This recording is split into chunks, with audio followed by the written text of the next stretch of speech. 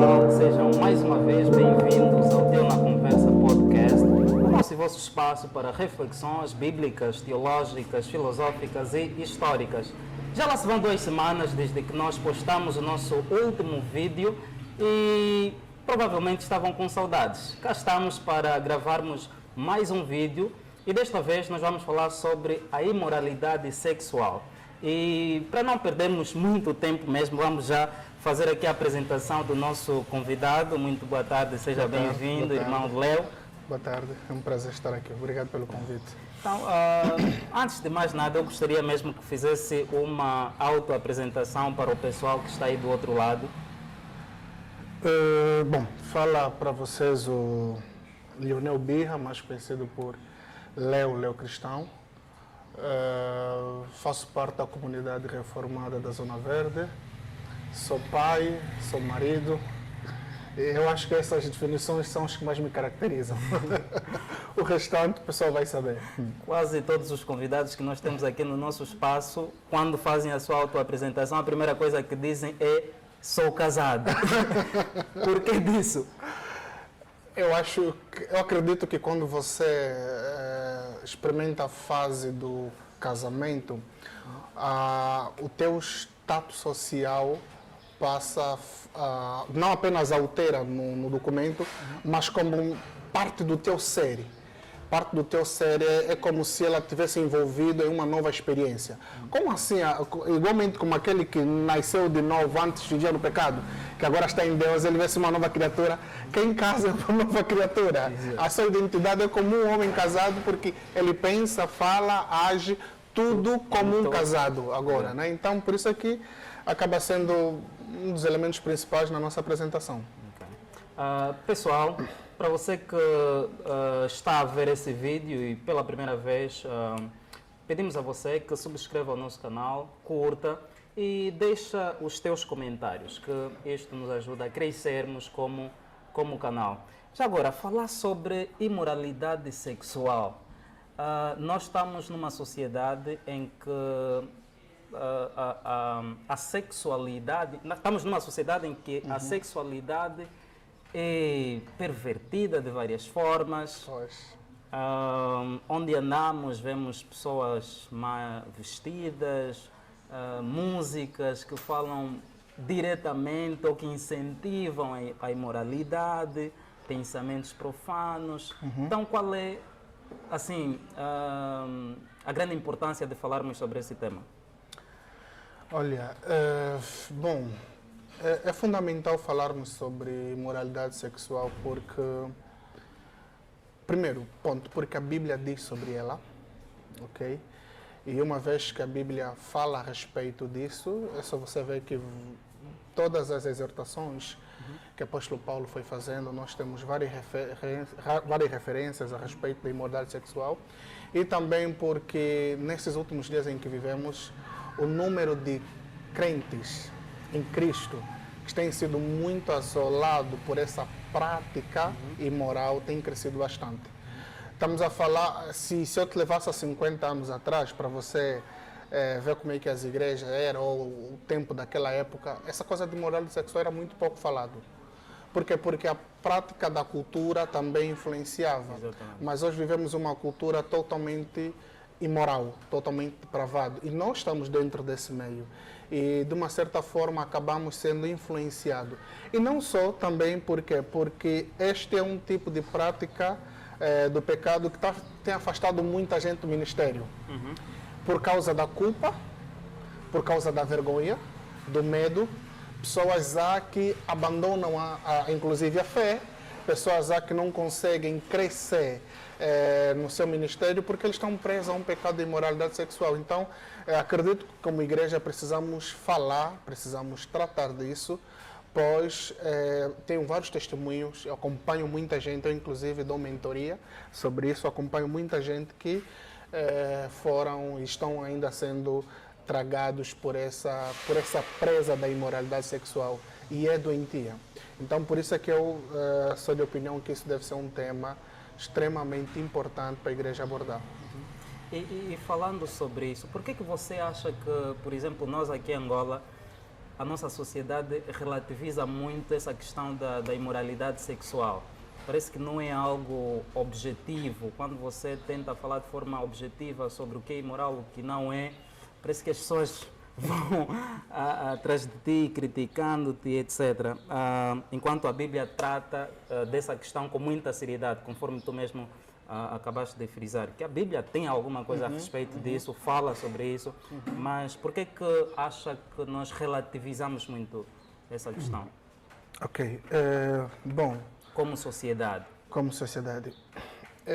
Eu acredito que o ponto culminante nisso é a falsa propagação do Evangelho. Ok? Está na falsa propagação do Evangelho. O nosso país é um país que, de um tempo para cá, cresceu muito no que diz respeito a igrejas evangélicas aqui, quer seja pentecostais, neopentecostais, por aí fora. E a forma como é apresentado o Evangelho, ela não consiste na genuidade do próprio Evangelho. Esse Evangelho imediato, esse Evangelho fraco, esse Evangelho de que vem e vai estar tudo bem, mas não é um Evangelho que muitas das vezes você percebe que as pessoas mudaram, nasceram de novo, experimentaram um novo nascimento. Quando falamos sobre imoralidade sexual, lembrar que essa situação da imoralidade sexual é antiga. Certo. Ela não é atual, ela é antiga. Mas acabou de frisar que há 50 anos era algo raro. Refiro-me no que diz respeito à extravagância que hoje vemos por aí. Okay? Há 50 anos atrás, as pessoas tinham que ir para lugares onde era propício para essas coisas, não era exposto à nudez de torta à direita, mas nos dias atuais você não precisa sair de um lado para o outro. Você vê extravagância.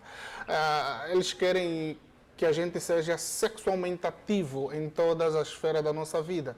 É só você sair. Então, quando eu falo que isso é antigo, estou a me referir desde a Roma, Grécia, que naquela altura já era muito normal, não é, a ser vislumbrada os órgãos genitais de um homem, os órgãos genitais de uma mulher. Em que contexto é que isso era feito? É assim, por causa das orgias, por causa das festas, dos rituais que haviam. Por exemplo, havia a adoração a Afrodite, não é, que as pessoas falam deusa do amor, porque na verdade tem um mistério aí, ela não é deusa do amor. Nós entendemos que o único que é amor é Deus, Deus é amor. Fora disso, não tem essa realidade. Então, já desde a antiguidade, a imoralidade sexual vem se expandindo, mas de uma forma muito meticulosa. Ok? Repara, havia a adoração a Afrodite, a Dionísios também. E naquela época, já era muito natural você sair de um lado para o outro e ver a imagem de órgãos genitais expostos nos grandes pirâmides, nas grandes imagens da Roma, ok? Você vai encontrar. Porque era um ritual pagão em que eles acreditavam que Dionísio, que era considerado o deus do vinho, deus da festa, mas também era um deus que era considerado o deus da sensualidade. Ou seja, dentro do culto desses deuses pagãos haviam orgias sexuais. Então, com o passar do tempo, as coisas foram mudando de cenário, ou seja, o conteúdo é o mesmo, só muda o rótulo. Okay? Então, com o passar do tempo, chegou até nós de uma forma já bem... depois entrou na literatura, na verdade, entrou na literatura, e todos nós, infelizmente, acabamos de ter acesso a essas propagandas de imoralidade sexual. Eu queria, nessa vertente, falarmos sobre as várias formas de manifestação da imoralidade sexual. Mas antes mesmo, e uma vez que estamos em um tom introdutório ainda, certo, gostaria que definisse mesmo o que é imoralidade sexual. Okay. Eu, pessoalmente, tenho uma definição muito limitada do que é imoralidade sexual. Eu defino imoralidade sexual como sendo todo ato ou pensamento sobre a sexualidade que não é de acordo ao padrão de Deus. Não sei qual é a definição que os nossos espectadores aí deviam ter em mente antes mesmo de nós falarmos sobre as várias formas de manifestação da imoralidade sexual?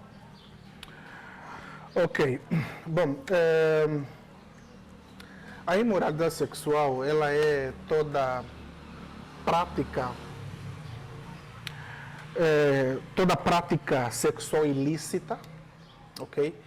Que viola a justiça e a santidade de Deus.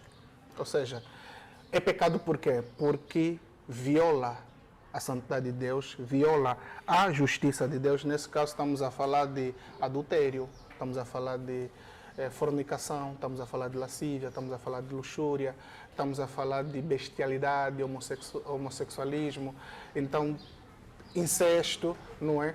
Tudo isso são práticas que violam, são práticas sexuais ilícitas que violam. Falou de luxúria? Luxúria não no sentido do luxo. Ok. Luxúria é o envolvimento de orgias sexuais. Ou seja, é uma pessoa, vamos pensar o seguinte, é uma pessoa que ela só tende a pensamentos sexuais, só vive pensando nisso. Isso, do ponto de vista bíblico, é o que nós chamamos de luxúria? No ponto de vista bíblico, ele é um cobiçoso, né? Isso é cobiça, ok? Mas quando estamos a falar de luxúria, estamos a falar de pessoa que está envolvida em todo tipo de prática imoral. Para ele, tudo é aceito, tudo é normal, envolve-se em todo tipo de prática imoral. Então, esses também estão dentro do mesmo pacote de pecados de imoralidade sexual. Falou, por exemplo, das várias formas de imoralidade sexual Certo. que ofendem a santidade de Deus, violam a santidade de Deus e a sua justiça. De que forma que a imoralidade sexual viola a justiça de Deus? Em relação à santidade, percebe. Sim. Deus é um Deus santo que se distancia de todo tipo de pecado, mas em relação à justiça, como é que podemos compreender isso? Bom, Deus é justo, ok? E todo ato, toda ação em que Deus expressa a sua santidade, ela expressou a santidade por causa de uma violação da sua justiça. Ou seja, uma vez que Deus é justo, todos os seus atos, todos os seus mandamentos são justos, os seus preceitos são justos, a sua soberania é justa, o seu amor é justo, a sua santidade é justa. Logo, inclusive em Salmos, há uma passagem que diz que o Deus governa com o cetro da sua justiça. De tal maneira que há uma lei a qual ele declarou ao homem que através desta lei, desses preceitos, vocês vivam, obedeçam. É justo da parte de Deus, sendo soberano, que ele impõe normas para que de alguma forma as pessoas andem segundo a sua vontade. A justiça é a parte dos atributos de Deus que trata do ato da retidão, que trata do ato em que o homem deve submeter-se a uma exigência a qual o Senhor pede. E a santidade é a forma como Deus manifesta essa violação. Então vamos lá. O grande problema começou no Éden. Okay? O grande problema começou no Éden. Aí ele colocou a sua lei que é necessário que vocês não comam do fruto que está no meio do jardim, porque se vocês comerem, de tal maneira vocês morrerão. Essa questão seria um tema, mas... Seria um tema, né? Pois. Eu só queria lhe dar um exemplo. Exato. Que a justiça de Deus foi implementada através do mandamento. Toda ação que é contrária a este mandamento, que é justo, pois é justo, pois cabe Deus, da sua sabedoria, da sua soberania, aprove ele, implementar preceitos as quais tributam glória para ele mesmo. Então, qualquer violação a esses mandamentos acaba se tornando, então, injustiça. Por isso é que eu disse que a imoralidade sexual, ela viola a justiça de Deus, porque Deus diz, não cobiçarás. Porque nós temos leis e palavras e exortações nas Sagradas Escrituras que são contra toda prática de imoralidade sexual. E é justo da parte de Deus conservar e salvaguardar o seu povo à santidade, de modo que as leis e os mandamentos sirvam para o beneplácito da sua própria vontade. neste caso. Então, violando isso, você viola a justiça do Senhor. Você viola não apenas a santidade, porque Ele é puro e não pode cometer pecado, odeia o pecado, mas também violas o seu mandamento. Violas a sua soberania. Então, nisto eu coloquei a imoralidade sexual dentro da base da violação da justiça do Senhor. Okay. Agora, há uma questão que não me sai na cabeça. Claro, estamos a falar sobre a imoralidade sexual e esta questão é impossível eu não questionar. Por exemplo, para alguém que não é casado, certamente que, segundo a palavra de Deus, ele deverá manter a sua vida sexual ativa simplesmente depois de casar. Eu gostaria que me diferenciasse o desejo sexual em si e a imoralidade sexual. Ou seja, todo desejo sexual que um não casado tem é necessariamente imoralidade sexual? Ou seja, a pessoa não casada só pode pensar em sexo no casamento, todo tipo de pensamento que ele tiver se constituirá precisamente de imoralidade sexual? Ok, muito bem. Olha só, Gabriel. Por causa do pecado, o ser humano tornou-se totalmente corrupto.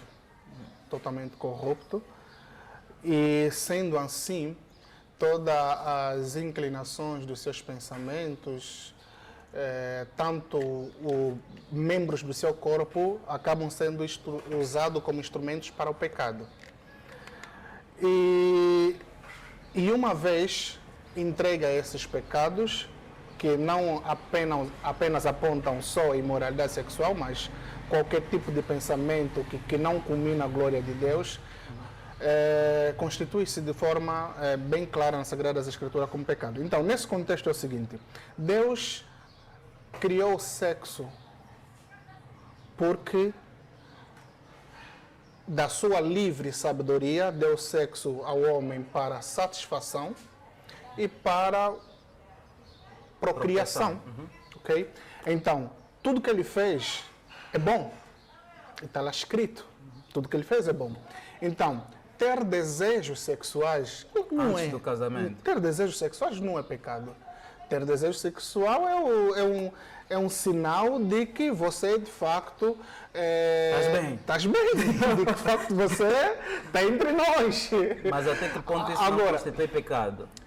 O pecado é quando esses desejos sexuais são apontados para um indivíduo, ou uma indivídua, nesse caso, uma indivídua, que não te é permitido, ou não é sua parceira ou não é seu parceiro. Vê lá, deixa eu tentar explicar mais ou menos assim. A palavra adultério, por exemplo, a palavra adultério, que é adulterium, tem aí a origem da sua palavra. Ela começa com... Fazemos a divisão das palavras, que é o ad, que significa ir, e atério, que é o outro. Então, a palavra adultério é ir para o outro. Ou seja, ter desejos sexuais não significa pecado. O pecado é quando esses desejos sexuais são expressos através da mente por uma outra pessoa a qual não te é permitido e não te é lícito, a Sagrada Escritura, que nelas almejas. Mas para alguém que não é casado, como é que isso fica? Bom, ou seja, não é casado e não tem, por exemplo, uma noiva, uma namorada. Então, todo tipo de pensamento... Desejos sexuais não é sinônimo para que a pessoa corra à masturbação ou pornografia. É sinônimo que o teu corpo está preparado para você se unir com uma pessoa e contrair um casamento. Okay. Então, quando eu me torno uma nova criatura, todos os meus desejos, todas as minhas vontades, elas estão submissas à vontade do Senhor. Não é mais os meus desejos, não é mais a minha vontade. No passado, se eu tivesse esse desejo sexual, a pessoa recorria a uma fonte para satisfazer essa vontade, ou seja, desfrutar desse desejo que vem em mente. As pessoas recorrem à masturbação, recorrem à pornografia e qualquer outra prática errada. Todavia, quando eu me torno uma criatura, eu reconheço ter desejos sexuais. As tentações, os desejos estão aí, elas são necessárias para que de alguma forma o nosso corpo funcione de forma correta, conforme o Senhor colocou em nós. Então, ter o desejo sexual, volto aqui a reiterar, ela não é pecado. O pecado é a forma como eu vou expressar esse desejo. É a forma como eu vou manifestar esse desejo. Então, nós temos aquilo que chamamos a ciência chama de ejaculação noturna, não é? Então o homem acordou, está pronto, e aquilo saiu, o sêmen saiu, está ereto, ok? Às vezes nós temos também essas situações de que o homem quando acorda, já acorda com essa disposição. A disposição em si, ela é natural. Totalmente natural, isso não é diabólico. É de Deus. É de Deus, isso não é tipo mulher da noite que veio. Não, Deus colocou aí para que de alguma forma o seu corpo expressasse. Como é que eu vou saber, por exemplo, que é a questão da mulher da noite ou Não, algo não existe. natural? Não existe. A mulher da noite não existe. Não existe essa coisa da mulher da noite. O que é que existe? O que existe é uma mente que está cauterizada ao pecado. Mulher da noite seria o quê? Tipo, um demônio que se faz de mulher e vem durante a noite e se deita. Cara, pensa comigo. Demônios não têm sexo. E antes de eu entrar nessa senda do demônio, pensa comigo. Um crente, um cristão, segundo as Sagradas Escrituras, a Bíblia nos é dito que diz o seguinte: filhinhos, vós sois fortes. Ok? E o inimigo não vos toca. Vocês já venceram o maligno. Nós não somos propriedades para que de alguma forma o inimigo possa tomar conta sobre a nossa vida. Quando uma pessoa se converte, ele se torna uma nova criatura. E uma vez que ele se torna uma nova criatura, ele agora pertence à propriedade exclusiva do próprio Senhor. Uma vez que os seus pecados foram levados na cruz do Calvário, agora a justiça e as virtudes de Cristo habitam nele, ele torna-se então uma nova criatura. E uma vez que ele torna-se uma nova criatura, nós temos uma natureza que não nos permite viver no pecado, não nos permite amar o pecado. E isso implica dizer que o demônio não tem poder sobre nós, ele não nos toca. Está lá escrito, filhinhos, sujeitai-vos a Deus que o diabo fugirá de vós. Então, não tem essa cena de que vem um homem da noite, a mulher da noite, veio e se deitar. Houve um envolvimento sexual. Isso pode, na tua visão, estávamos a falar da questão da mulher da noite. Tu afirmas categoricamente que não existe mulher da noite. Tanto faz para crentes, descrentes. Não. É uma questão... Vamos pensar assim. Vamos logo pensar assim. Primeiro, qual é a necessidade em que um demônio tem de se transformar em uma mulher para ter relações sexuais com alguém? Primeiro, não há nenhuma necessidade, porque à luz das Sagradas Escrituras, demônios, ou seja, o próprio Paulo fala em Coríntios capítulo 4, do verso 4, que o Deus desse século cegou o entendimento dos incrédulos para que não lhe resplandeça a luz da glória do Evangelho. Ou seja, isso para querer dizer o quê nessa questão? Para querer dizer que o demônio está mais interessado em perverter a consciência do homem para que não creia em Cristo. O demônio não tem nenhum interesse em ter relações sexuais com um homem para que de alguma forma saiamos daqui a dizer que ele dormiu com mulher da noite, porque demônios não têm sexo. E eles têm uma determinada missão. Eles andam ao nosso derredor para nos estragar. Não com o objetivo de termos um entrosamento sexual, conforme as teorias por aí que são levantadas, mas com o objetivo simplesmente de enganar, de mentir, de falsificar, adulterar a verdade do Evangelho. Este é o ponto. Agora, se de alguma forma as pessoas têm tido relações sexuais durante... A ciência fala a respeito de situações como essa, de ejaculações noturnas. Existem respostas para esses efeitos que acontecem sem necessariamente atribuirmos a um demônio. E falando nisso, para alguém que não pratica, por exemplo, relações sexuais ativas, naturalmente é bom para o organismo desta pessoa? É natural, é muito natural. É um processo, não tenho toda a resposta a respeito disso, mas é um processo muito natural que acontece no corpo do homem, que acontece somente à noite, que expulsa o sêmen para, de alguma forma, acabar fazendo, então, uma espécie de limpeza, uma espécie de organização dentro do seu organismo. Então, é algo muito natural. Temos crentes jovens ou adolescentes que, se calhar, no zelo que têm pelo Senhor e acordam, por exemplo, ejaculados, e se não terem essa noção, podem se sentir culpados. Sim, é assim, vamos deixar patente aqui. O homem acordar ereto não é pecado. Ter desejos sexuais não é pecado. Também já falamos anteriormente. Tudo natural. O pecado está quando esses desejos são manifestados de forma ilícitas, inapropriadas, aquilo que, segundo as escrituras, vão estar dentro da categoria dos pecados de imoralidade sexual.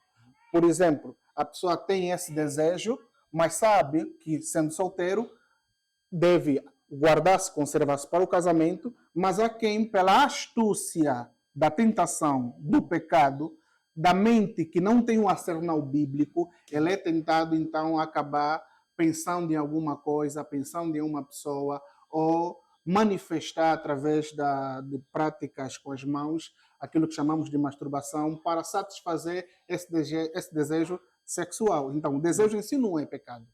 É como a nudez. A nudez não é pecado.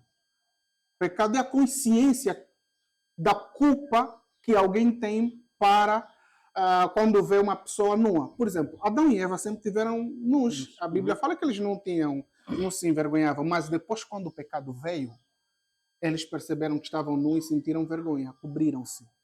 Então, o pecado estava na nudez? Não. Estava na consciência da mentalidade que foi causado pelo pecado e trouxe malícia no seu interior. Então, nisto a pessoa consegue observar, nisto agora a pessoa consegue perceber que há pecado olhar a nudez do próximo, conforme está escrito em Levítico. Um outro exemplo. Uma criança, quando está nos pais, olham para ela, veem a inocência e pureza nela. Ok? Mas, se for um adulto, não.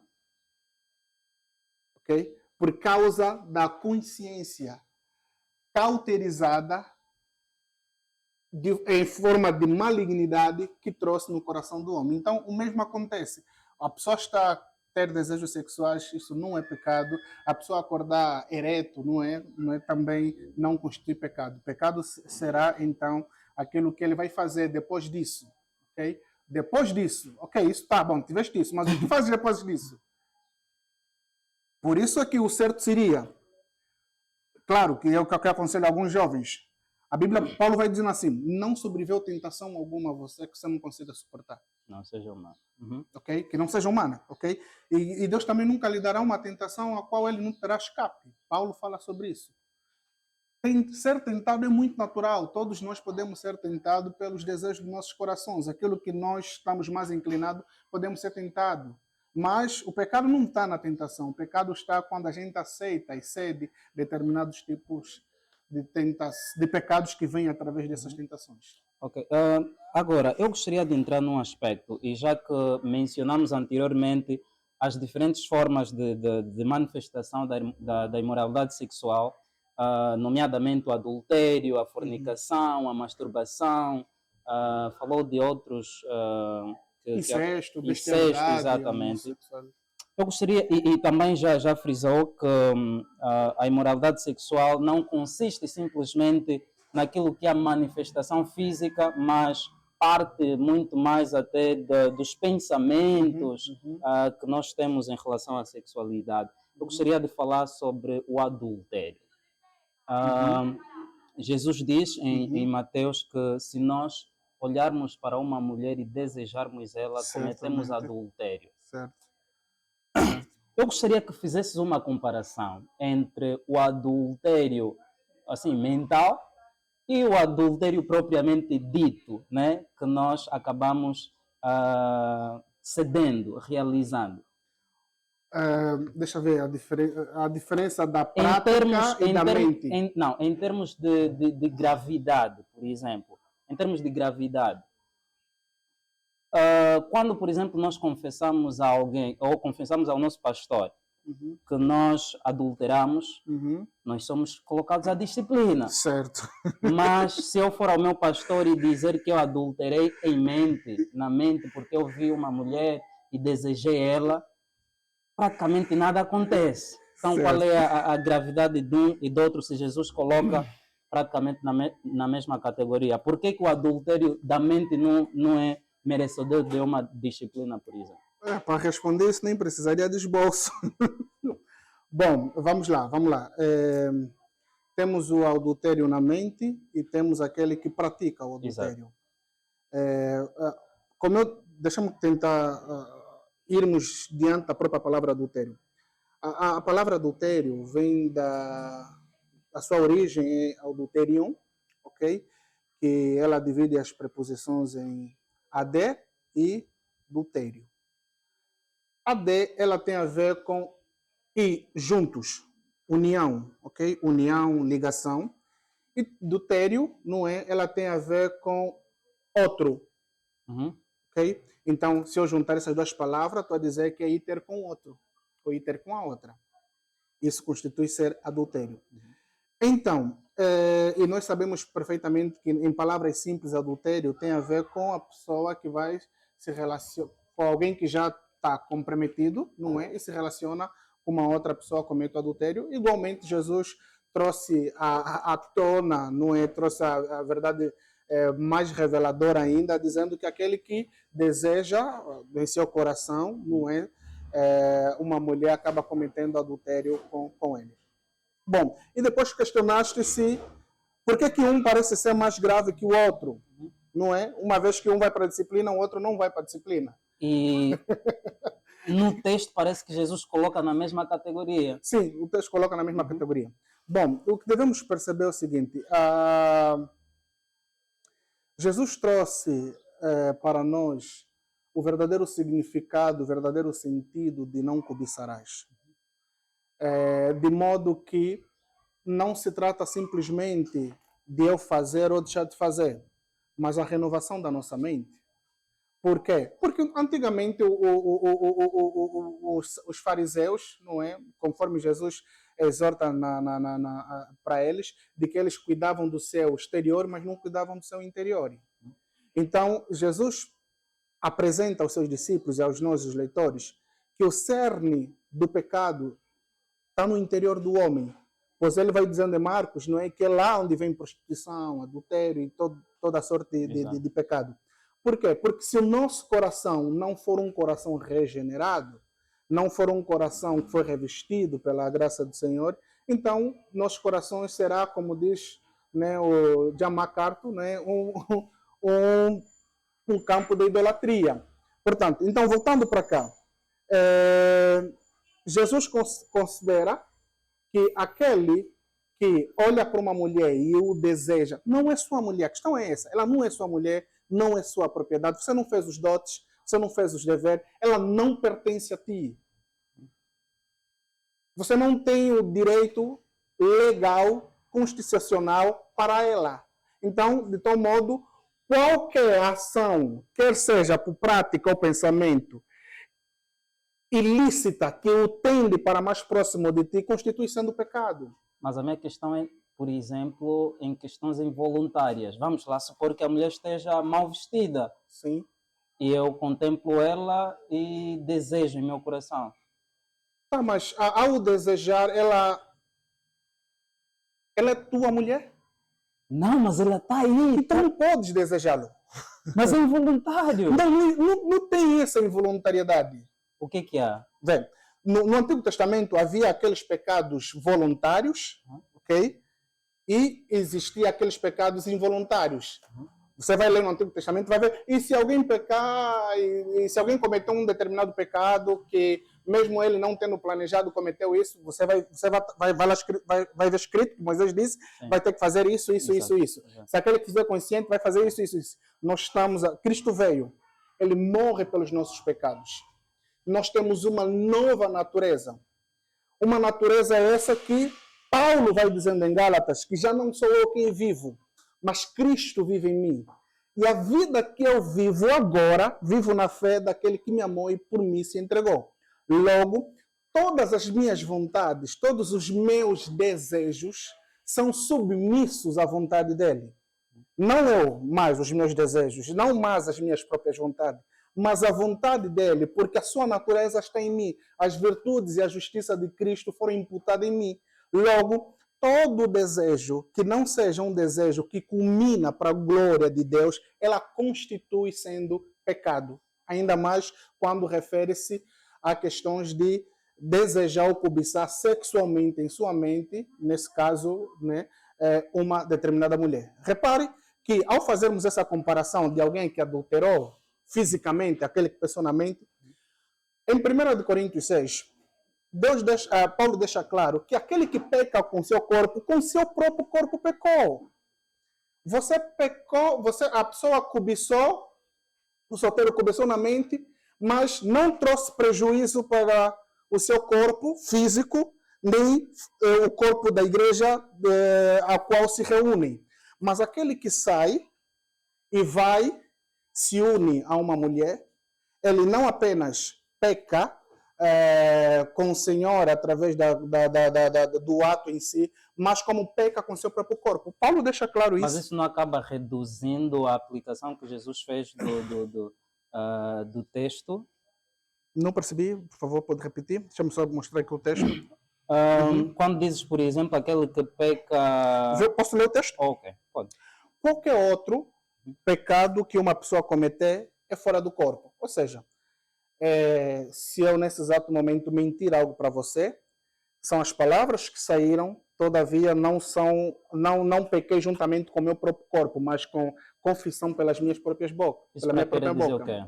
Não, o texto vai continuando. Mas aquele que pratica a imoralidade peca contra o próprio corpo. Ou seja, o meu próprio corpo, que é o templo do Espírito Santo, que não pertence a mim, e Paulo vai dizendo que vocês foram comprados por um alto preço, por isso glorificai a Deus através do vosso corpo, que já não é o seu corpo, pois nos é exortado que devemos oferecer o nosso corpo como instrumento para justiça e santidade, ok? Então, quando eu me junto a uma mulher que não é minha, o que as escrituras falam também se juntar a uma prostituta, não apenas peco com ela e diante do Senhor, mas também peco contra o meu próprio corpo, que é templo do Senhor.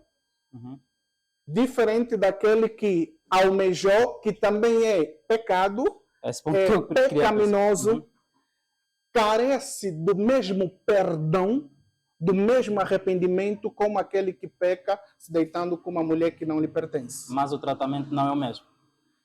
Bom, o tratamento na igreja, no que diz respeito à disciplina, nós sabemos perfeitamente que é para aqueles que vivem na prática do pecado.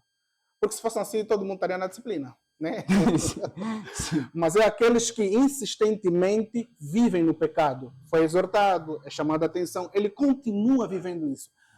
Ou seja, no livro do Charles Haddon Spurgeon, Uma Lição para os Meus Alunos, ele diz que ministros e membros de uma determinada igreja que vivem na prática da cobiça, da lascívia, eles não podem, eles devem vir, primeiramente, confessar ao público e não podem assumir nenhum determinado cargo, até serem trabalhados, até terem acompanhado devidamente. Esses são pecados que também deveriam ser levados a sério, mas não têm sido levados a sério, porque nós não podemos normalizar um crente na igreja que vive na prática da cobiça, adulterando todos os dias, e não ser tratado como tratamos aqueles que vivem, ou aqueles que caíram no pecado de adultério fisicamente.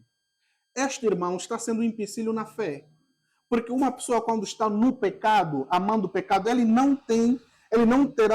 terá muita dificuldade para lhe consolar, para lhe dar uma palavra de esperança, para lhe exortar, porque ele vai se ver em falta, devido à culpa, à vergonha e o medo. Então, este crente precisa ser também acompanhado na igreja. Só que a questão é, quais são esses que vêm publicamente e confessam? Exatamente, essa é a pura questão. São esses que, infelizmente, acabam achando que eles geralmente, que eles vão conseguir dar a volta por si geralmente sozinhos. confessa-se quando acabam praticando, mas quando é questão simplesmente de pensamentos, dificilmente os crentes confessam. Certo. E falando mesmo em cobiça. Lembro-me de um episódio que um dos irmãos contou-me, de um irmão que estava numa paragem de táxi e o táxi estava mesmo muito difícil. E subiu num táxi onde só tinha lugar na baúca.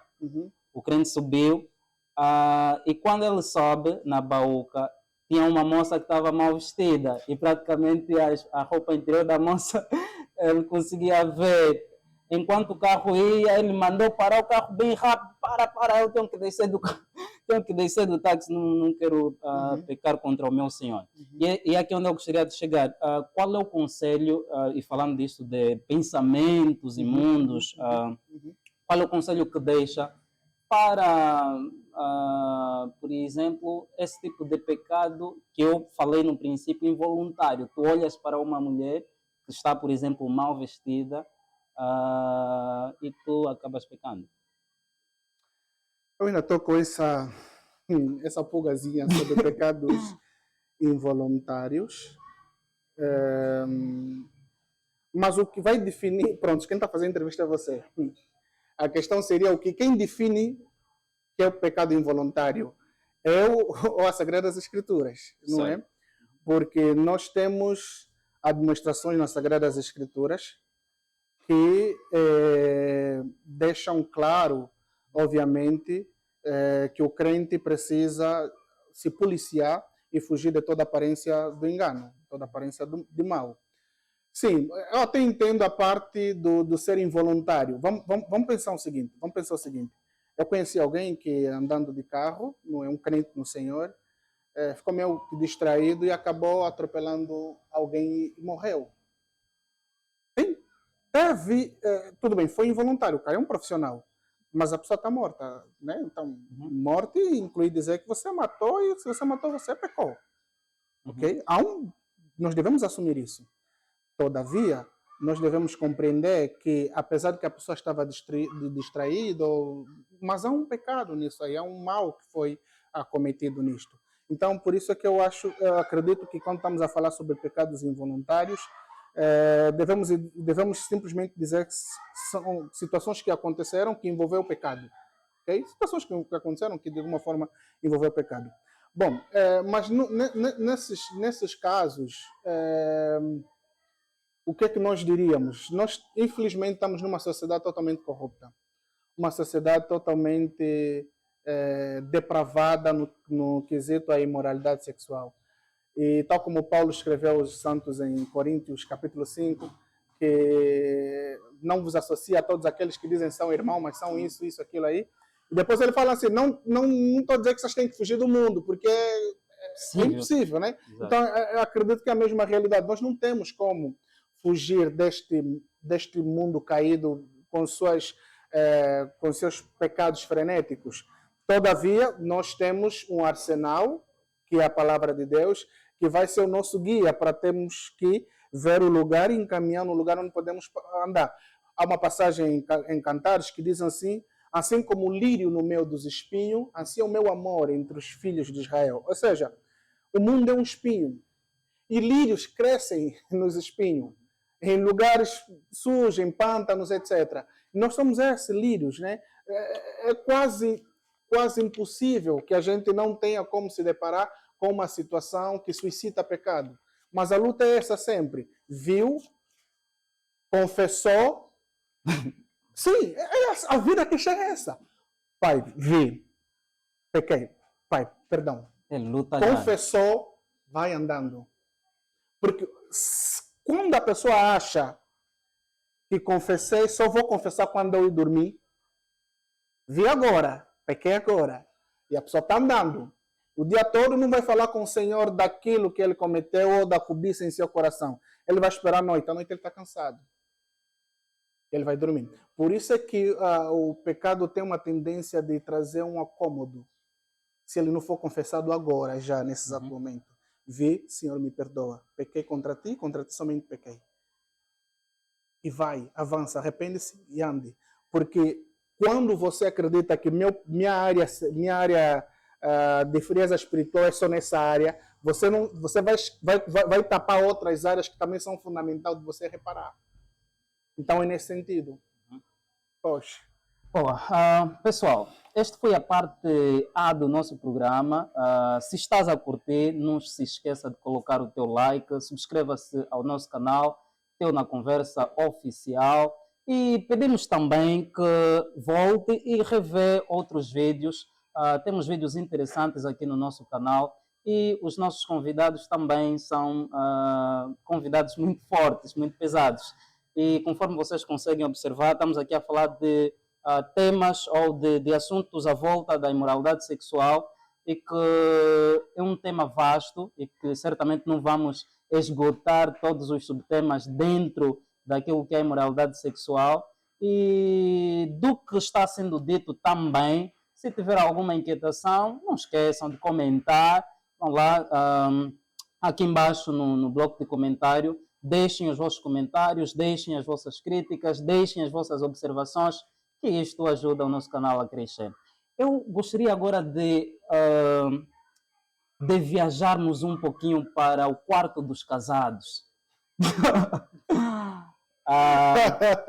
Estamos a falar da imoralidade sexual. Para um casado, a esposa, o esposo, vale tudo dentro dos das quatro paredes. Eu faço essa questão porque este é se calhar tópico que é muito debatido, né? Por exemplo, estou a falar do sexo oral dentro do casamento, sexo anal.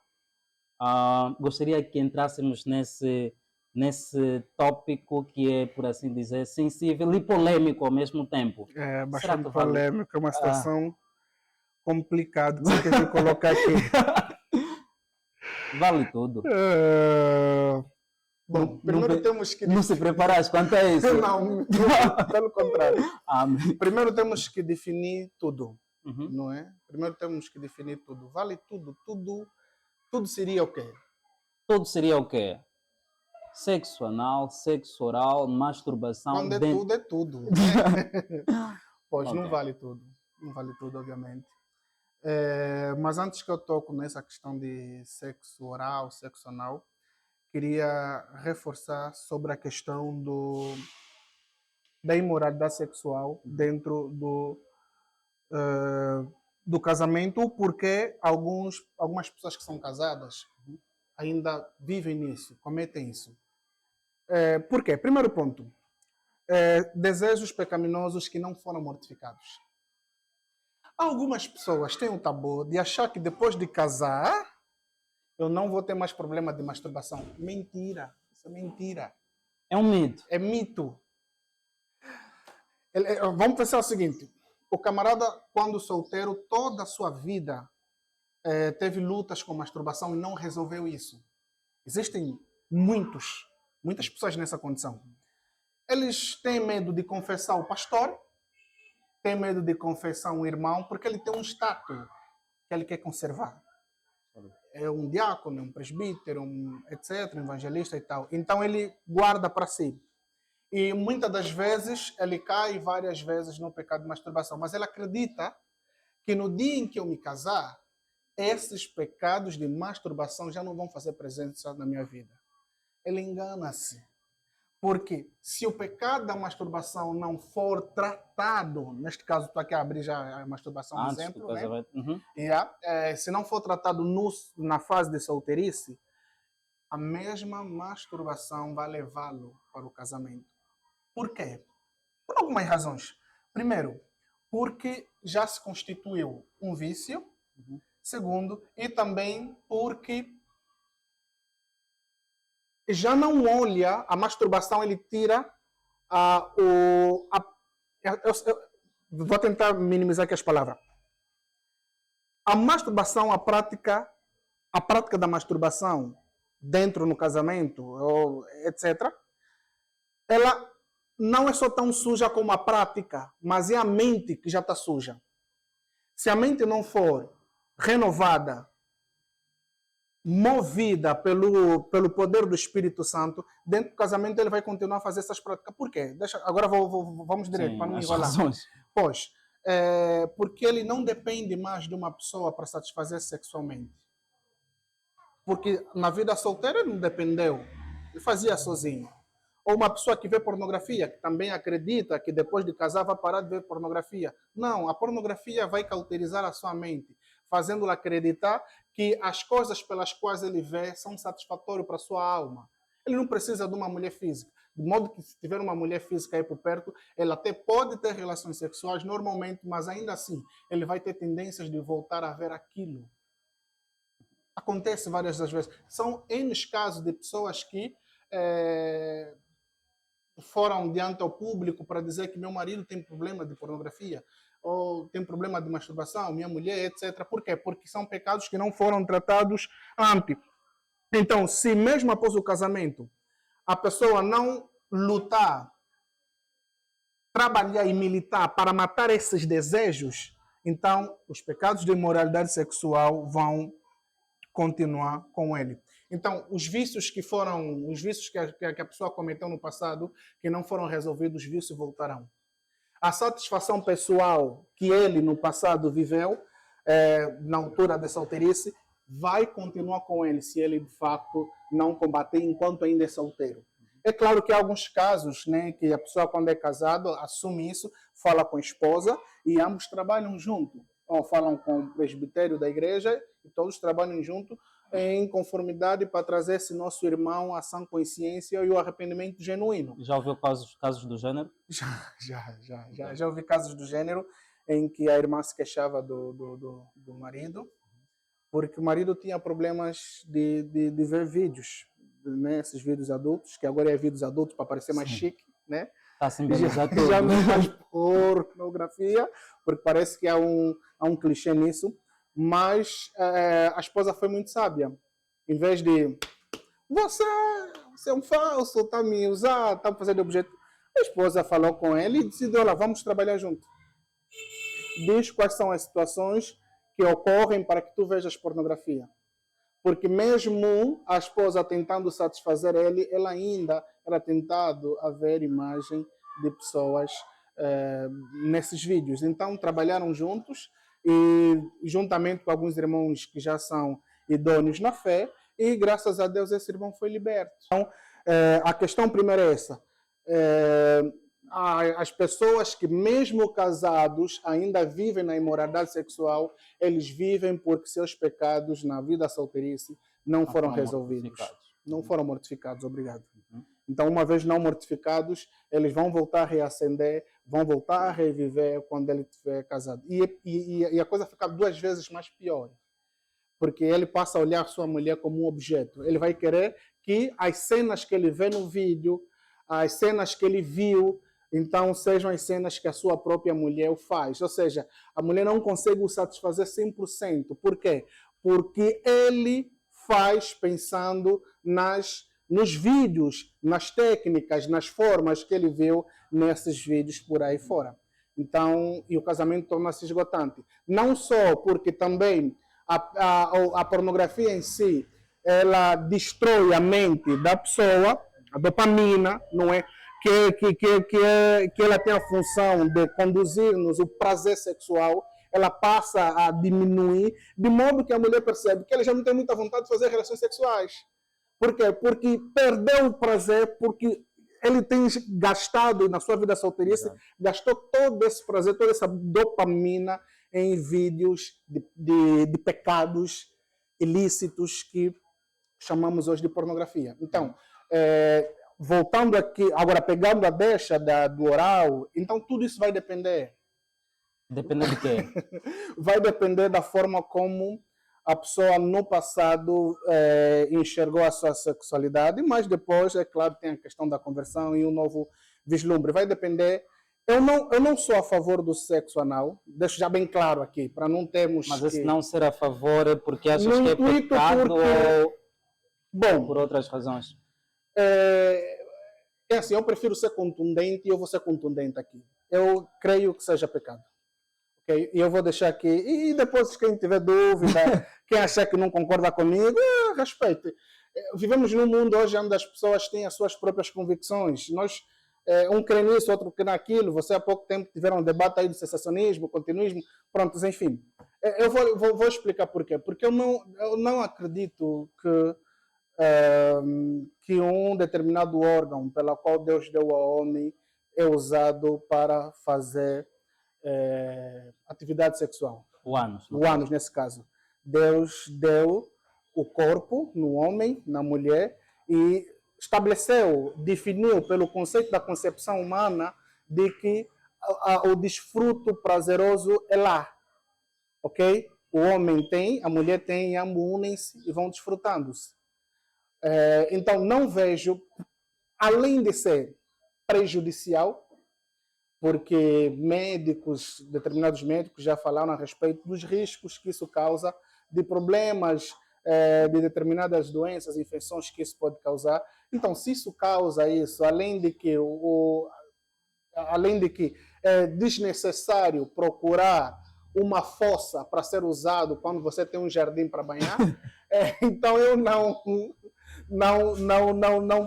não vejo como uma base para que um casal acha que pode fazer tal prática. Não vejo. Não, já o sexo oral, ela é discutível, ok? Ela é discutível, eu acredito que depende muito do consenso mútuo entre o casal. Por exemplo, tem aquele momento em que o homem, infelizmente, não está a conseguir ficar ereto, neste caso, não está a conseguir satisfazer, e a esposa precisa ser satisfeita, precisa que o camarada levante, nesse caso, né? Mas há um meio pela qual isso pode ajudar. Se o oral ajuda a levantar para o desempenho disso, eu não vejo mal nenhum.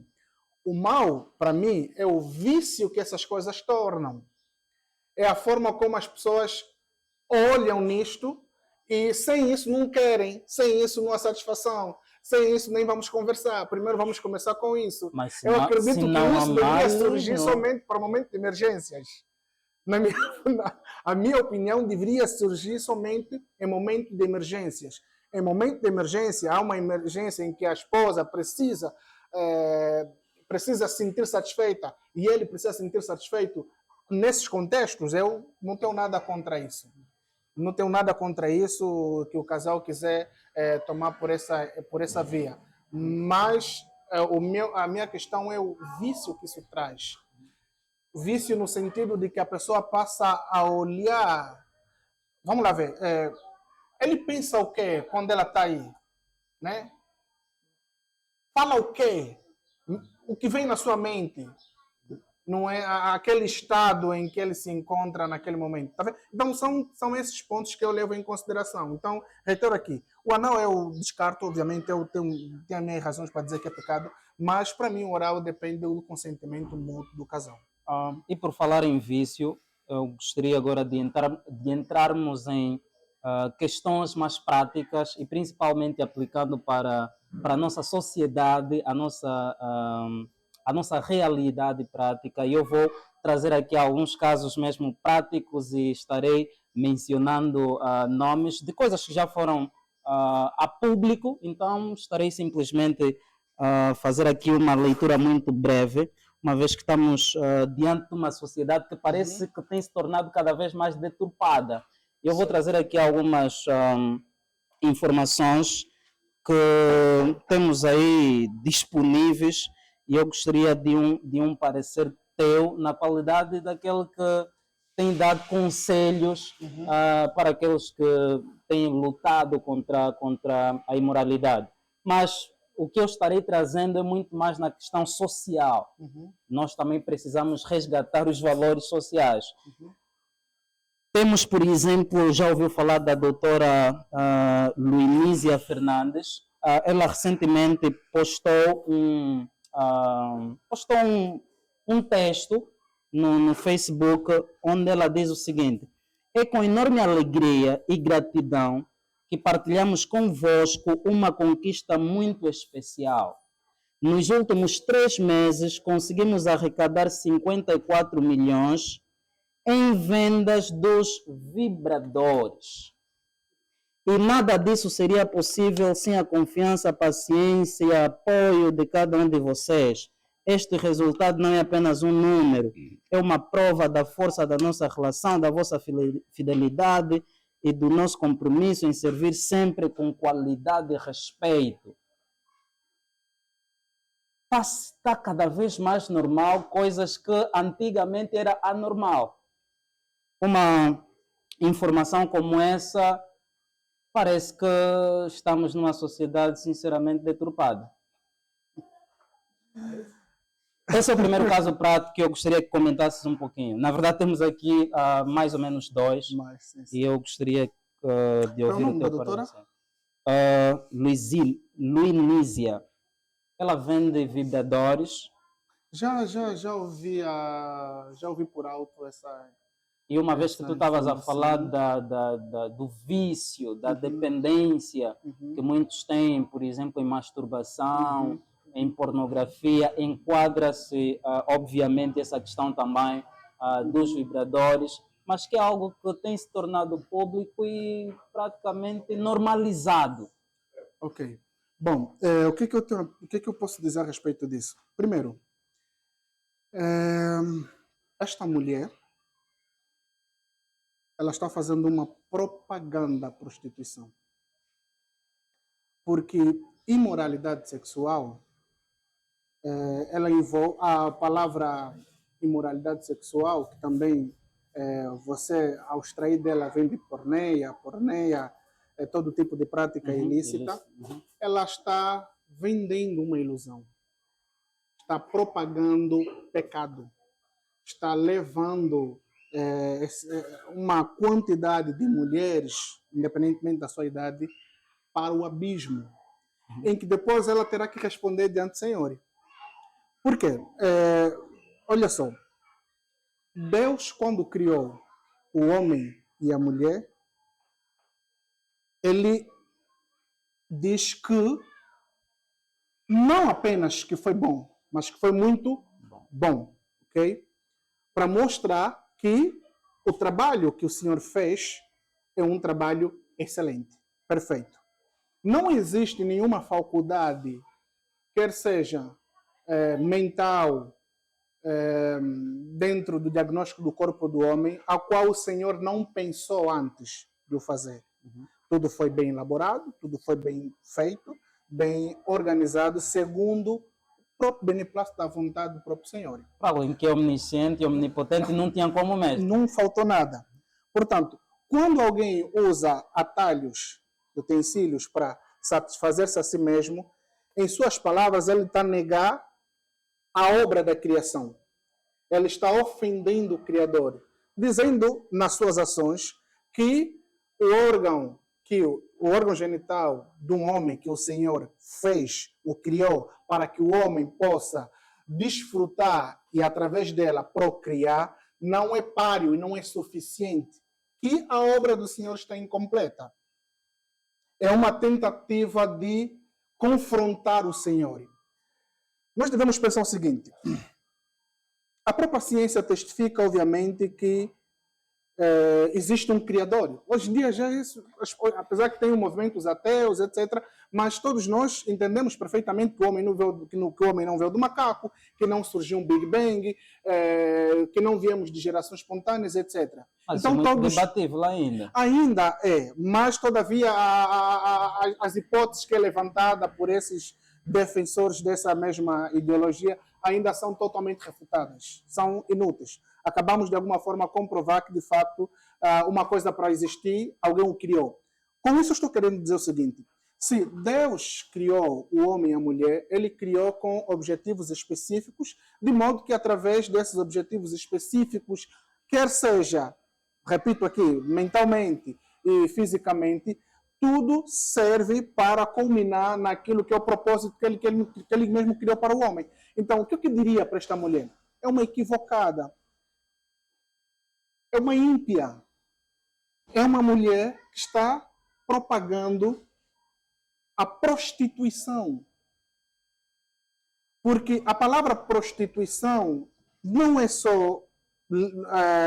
não deve ser só encarada como se fosse aquelas mulheres que fazem vida, mas todo tipo de prática. Por isso é que Paulo fala em 1 Coríntios capítulo 6 que vocês não devem cometer prostituição. Quando você vai descobrir o significado da palavra prostituição, quer dizer porneia. Porneia todo tipo de pecado de imoralidade. Então, eles pegam esse vibrador e depois vão usar a si mesmo. É para quê? Para satisfazerem seus próprios desejos. Ou seja, tem egoísmo nisso. Tem o prazer imediato. Então, eles testificam nas obras, através das suas obras, que são merecedoras do juízo dos senhores. São merecedoras do juízo do Senhor. Então, todo tipo de práticas como essas precisam ser repudiadas. Todo tipo de pensamento como esta precisam ser denunciadas à luz das Sagradas Escrituras. Porque a gente, se usar meios da televisão, científicos, etc., eles vão ter várias desculpas para se levantar da importância do uso dessas coisas. Mas nós, que somos alicerçados pela palavra de Deus, nós que compreendemos que a Bíblia é a palavra de Deus e que ela é a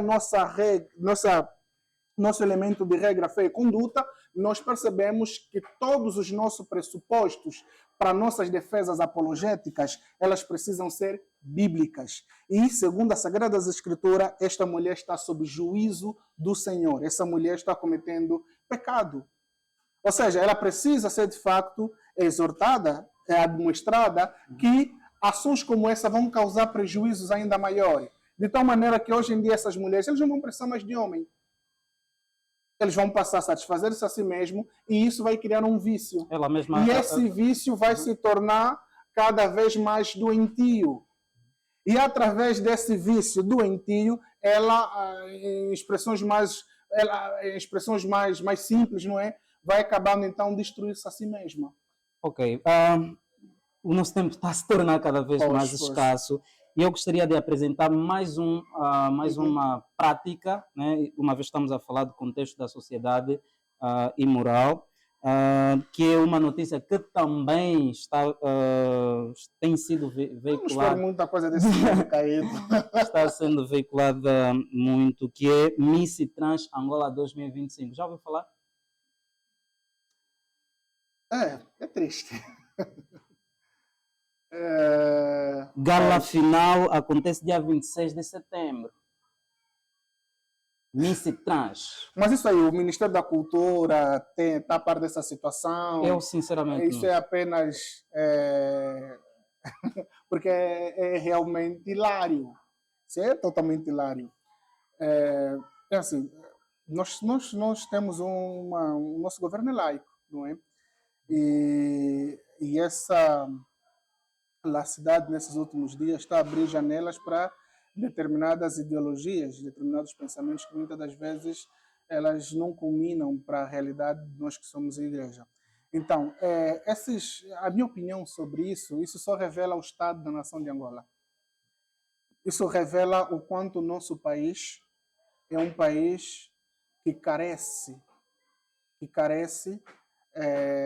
de que a igreja precisa, de alguma forma, tomar uma atitude, nesse caso, de denunciar, de condenar determinadas atividades e eventos desse gênero. Pois, está claro, obviamente, que eles são homens, eles não são mulheres. Por quê? Porque a própria biologia em si já ensina isso. Homem, mulher. Mulher menstrua. Homem não. Eles não podem menstruar. Enquanto tivermos uma sociedade totalmente decaída, enquanto tivermos uma sociedade rendida ao pecado, nós teremos que lidar com situações como essas. E olha só, Gabriel, isso ainda é pouco. Dias piores virão. E eu nem sou profeta. Como é que sabe disso? Pois as Sagradas Escrituras me dão essa segurança, de certeza, que as coisas ainda piorarão. Ou seja, não tenho base na Sagrada Escritura que diz que um dia as coisas vão melhorar, a não ser somente quando nós fomos levados a usar e viveremos para sempre com o Senhor. Por isso, nós, como igreja, precisamos estar preparados para denunciar tais atos. Nossa obrigação aqui, como igreja, é condenar, é pregar, ensinar, exortar, administrar a todo tempo e fora do tempo. Então, situações como essa, as igrejas precisam começar a trabalhar nisto. Por exemplo, este é um livro, este livro aqui, que é do nosso presbítero lá da igreja, José Frederico. Pode mesmo mostrar aí ao pessoal. Um livraço, não é? Chama-se Pureza Sexual. Neste livro, o pastor Zotimar, ele trabalha de forma enfática a importância do crente amar a pureza. Ou seja, que o grande problema da impureza não é na impureza em si, mas é na vontade do nosso coração. É o que está por detrás dos nossos corações.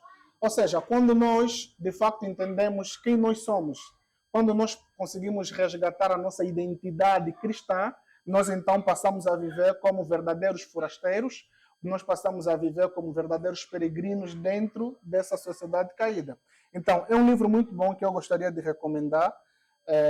Quem tiver interessado, é feito por um angolano, meu pastor, cara muito inteligente, Josemar Frederico, amo muito esse homem. E já sabem, nela contém determinados pontos que vai ajudar você na tua jornada da fé, caso você tenha um desses problemas. Ele trabalha, por exemplo, temos aqui alguns sumários como a guerra do sexo, o mundo dos desejos sexuais, que é aquilo que estávamos a falar, que o grande problema não é o desejo. Mulher da noite não tratou-se disso. O mar da imoralidade sexual, o chamado a Deus pela pureza. Vocês, e cada um de nós fomos chamados pela pureza, não é? A palavra de Deus diz que nós não fomos chamados para a impureza, mas para a santificação. Não fomos chamados para a imundícia, mas para a santificação. E foi na verdade. Então, se eu fui chamado para isso, nós fomos chamados para isso, esse é o chamado da igreja. E o chamado da igreja é reprovar as atitudes. O chamado da igreja é dizer que este miss trans, né? Sim. Até nem faz sentido, não soa tão bem ter que expressar isso. Mostra claramente que nós estamos dentro de uma sociedade totalmente acabada, totalmente destituída da verdade de Deus e que precisa urgentemente de arrependimento. Então, mas aqui há um detalhe que também eu aconselharia os pastores, né, as igrejas trabalharem, é que nós também estamos a encontrar dentro da igreja as pessoas que têm tendências homossexuais. Okay? E essas pessoas temos que responder a elas, como é que devemos tratar, como é que devemos cuidar, como é que devemos lidar com situações desse gênero. Então, se voltarmos às Sagradas Escrituras e nela permanecermos as nossas convicções, vamos encontrar resposta para tudo isso. Okay? Vamos encontrar resposta para tudo isso. Então, acredito que tanto essa notícia dessa senhora, essa doutora, que se puder, passe essa mensagem para ela, que ela precisa se arrepender, precisa de Cristo, urgentemente, para que ela possa perceber, então, quão ilusório essa mesma situação. Boa. Praticamente nós estamos na reta final do nosso programa, para dizer que está a ser uma conversa interessante, pontos interessantes que estão sendo levantados aqui nessa edição sobre a imoralidade sexual. Como disse no princípio, é um tema muito vasto. Certo. E foi, por assim dizer, difícil também para nós delimitarmos mesmo os pontos em que nós íamos tratando. Mas tudo que eu preparei, nem mas procuramos nem abordamos aqui. Exatamente, procuramos fazer em forma mais espontânea, em função também daquilo que é a limitação do nosso horário de programa. E não sei, há alguma coisa que esqueceu de dizer e que gostaria de falar agora para os nossos telespectadores, antes mesmo de encerrarmos o nosso programa? Assim, de forma bem breve. Exatamente. Bom, eu gostaria de dizer o seguinte. Cada um de nós precisa examinar a sua fé. A Sagrada Escritura deixa muito claro que nós precisamos, de fato, examinar a nossa fé. Precisamos ter a certeza se, de facto, fomos salvos. Precisamos ter a certeza se, de facto, nós nascemos de novo. Se experimentamos esse novo nascimento através de novas vontades, novos desejos e novas ansiedades. Com isso, eu estou a querer dizer o seguinte. Porque existem determinadas pessoas que são crentes no Senhor, que estão presos nesses pecados, não simplesmente porque eles não têm como sair, mas porque não experimentaram um verdadeiro nascimento e que precisam voltar a estudar o Evangelho para perceber, de fato, o que é o Evangelho. O Evangelho é uma novidade de vida, o Evangelho transforma. Crente pode pecar, crente permanece no pecado, não, crente não permanece no pecado. Então, com isso eu quero dizer o seguinte. Identifiquem os locais e os momentos aos quais você é tentado a cometer pecado sexual. Porque não adianta você dizer que quer sair desse vício, mas quando o teu ciclo de amizade, teu ciclo de redes sociais e as pessoas à sua volta te incitam para esse tipo de pecado. Elimine se for necessário, do nosso meio ou do seu meio, tudo aquilo que lhe leva a um prazer ilícito. Porque se existe uma das coisas que, infelizmente, muitas das vezes, a igreja e vários cristãos ao redor do mundo têm esquecido, é a disciplina. Eu vou dar um exemplo bem rápido, eu sei que o meu tempo terminou. Experimente acordar às 5 horas, orando ao Senhor, até às 6. Das 6 você vai ler a palavra de Deus, lendo de forma eficaz, até às 7. Depois voltas a orar. Programe quando for por volta das 12 horas, tu vais orar, nem que for uns 5, 10 minutos, ou e ouvir um determinado louvor, ouvir pregações, etc. Faça isso depois, às 14 horas, faça isso às 20 horas. Mantenha contato sempre com as coisas que são espirituais. É isso que dá em suas mentorias? Sim, nas minhas mentorias eu trabalho com isso. Você vai ver e você vai perceber que as pessoas que vivem e que estão presas nesses pecados, eles estão presos porque eles querem. Eles não têm disciplina. Porque se uma pessoa disciplina-se, passa a olhar como o Senhor olha, passa a amar como o Senhor ama. Então, se eu passo o dia todo lendo a palavra de Deus, orando ao Senhor, me disciplinando para que de alguma forma eu tenha um dia abençoado, pode ter certeza, meu irmão, eu não vou ter como correr atrás de pornografia, masturbação ou qualquer prática ilícita. Então, as pessoas acomodadas pelo pecado, o pecado enganou, cauterizou a mente da pessoa, fazendo com que a pessoa acredite que ele é um caso perdido. Que não adianta você fazer essas coisas. Eu posso estar aqui a falar, alguém deve estar me ouvindo, e provavelmente pode estar pensando assim, cara, eu já tentei fazer isso. Não, você não tentou. Há quem acredita que tentou, mas não sequer levou a sério. Porque quando alguém tenta, quando alguém quer de verdade, quando alguém tem uma disciplina de verdade, as transformações, a mudança são evidentes. Nós temos tudo e a Sagrada Escritura está lá. Só falta nós nos disciplinarmos e com fé seguirmos em frente. Então, falo isso porque eu tenho experiência de jovens que estavam presos nisso e eu os acompanhei tão livre desses pecados. Então é possível que cada um de nós aqui se vê livre de pecados que são voltados à imoralidade sexual. Okay. Então vamos para mesmo aqui no é possível se livrar de pecados de imoralidade sexual. É possível. Pessoal, foi assim. Este foi o nosso episódio de hoje sobre a imoralidade sexual. Pedimos mais uma vez que subscrevam o nosso canal. Conforme eu disse da última vez, quando falamos sobre o cessacionismo, mais de 50% do pessoal que vê os nossos vídeos não são inscritos. E nós fazemos os vídeos com muito amor. Então, pedimos a você, como forma de nos ajudar, subscrevam simplesmente ao nosso canal.